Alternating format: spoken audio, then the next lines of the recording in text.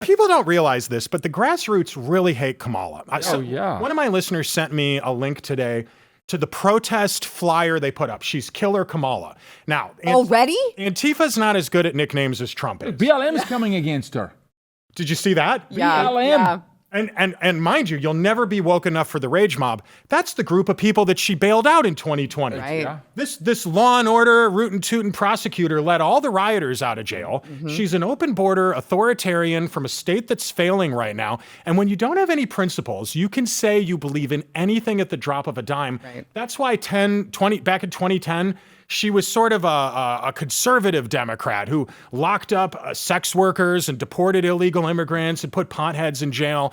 And then years later, she's on the radio with Charlemagne the God, giggling about how she Remember a stogie on the side, yeah. Right, and never mind the fact that she said she was listening to Tupac in the 80s, but we're getting off topic here. Right. He didn't even have an album out at the time. Timing did not align. She's clearly a liar. Right. And I gotta think people, young black voters, that stuff resonates with them. They might not understand Iran. Yeah. They might not understand the social security system and why the bubble's gonna burst, but they get that they understand a poser. Well, she's a liar, but that's why she's the easier one to beat. Newsom is harder to beat, no question. Yeah, I really do think that. Michelle is the hardest. Now, what does that say for the average American voter? I mean, nothing good. That they could be shown proof right in front of them of what he has turned California into, and still want to vote for him because, like, oh, he look nice and he speak well. Like, I just think it doesn't speak anything good about us as a country. But yeah, I agree with you. I do think he would be hard to beat. Well, going back to Kamala really quickly, I just vividly have this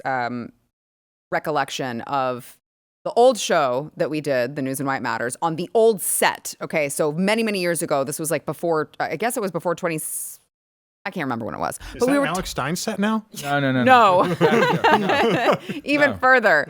And so I was talking with Glenn and Stu and the guys about Kamala, and they said, it was when she was going to run is she going to run for president or not? Yeah. And they said, I just think she is a really formidable force. I think that she strikes the average American as very genuine.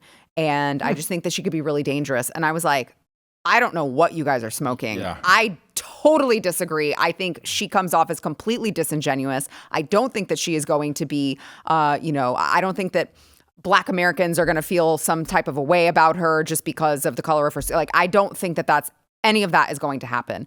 And so it is kind of nice to watch that all come to fruition. Crumble, yeah, for sure. Yeah. I like. So turned off by her. Sorry to interrupt. Oh, that's okay. Go ahead. I like the fact that I saw a quote from the Trump-Vance campaign that said, no matter who the elected individual is, we're going to take him.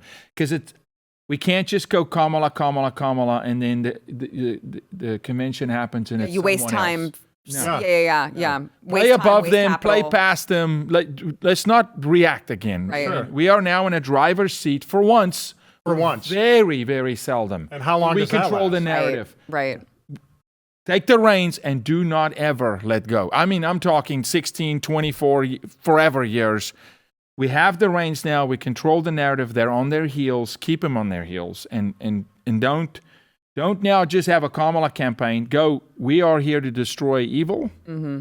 But then how does it look if Joe Biden comes out and endorses, and then they take it away from him? And he's the incumbent. I mean, I love what you're saying, the idea that they respect Joe Biden? Well, but the general they public. Just railroaded him with a coup. No. That was a coup. 100%. That was a Central African Joseph Kabila coup, literally. But it's about perspective. It's about optics, right? Going back to what you said, can they make Kamala look relatable? I have one of my best friends is a doctor in Chicago. He's a brilliant guy, but he doesn't pay attention to the news like we do. Mm-hmm. And he said to me recently, he's like, I was really surprised when Joe got dementia. I was like, dude, it happened in 2019. So if they can trick educated people into thinking that Joe's brain isn't broken, do you think they can't make people think Kamala's relatable with cheap fake video editing as they you would may not like when I say this, but this is just, I'll say it's fact, but proof will be in the pudding. Yeah. Scripture tells us that a man can be deceived, which means I can deceive you, you can deceive me, or you can be under a spirit of deception. Mm-hmm. That veil is so thick that people literally, they drank the Kool-Aid and then some, where you could literally show them something that in front of their eyes and they go, I don't see blue. I'm like, it's blue. Yeah, this is a banana, right? This is a banana. Yeah. I see an orange, right?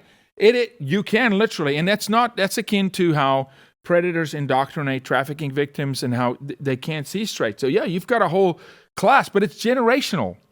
That's my concern about the Obamas. All the work that's been done through Brexit and through all the work that's been done to say, look, you've been fleeced, Black America. They fleeced you. They've lied to you. You don't have to have big daddy government. In a second, there's a reflux back. When Barack comes back and say, we're for you. We're going to take care of you. There's a natural, unholy correction that happens generation in families where they could come back. It's dangerous. I'm just letting you know, we should pray that it's not Michelle, that it is cackling Kamala.